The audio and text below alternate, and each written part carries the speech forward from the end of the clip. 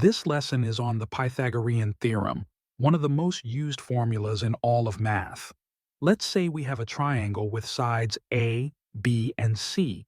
The Pythagorean theorem only works on right triangles, which are triangles with a right angle, or a 90-degree angle.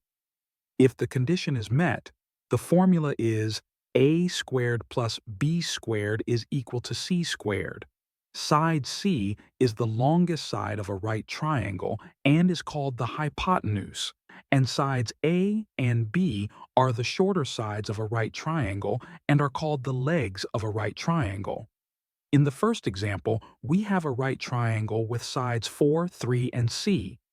The hypotenuse C is unknown, and we can find it with the Pythagorean theorem. The formula goes a squared plus b squared is c squared. A is equal to 4 and b is equal to 3.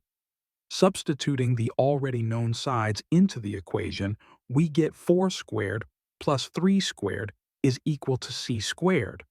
4 squared is 16 and 3 squared is 9. 16 plus 9 is c squared.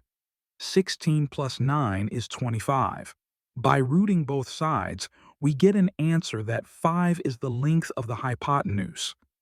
This triangle is known as the 3, 4, 5 triangle because of the sides.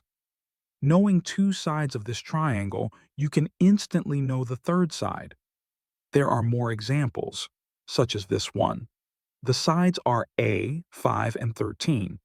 This is a right triangle, so the Pythagorean theorem is possible. These are the known sides. A squared plus 5 squared is equal to 13 squared.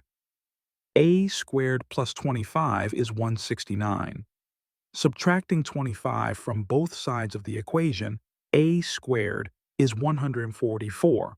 Square rooting both sides gives us that A is equal to 12. This is also one of the known triangles. 5 to 12 to 13. The number of right triangle variants is infinite, so the lengths of right triangles can even be irrational numbers.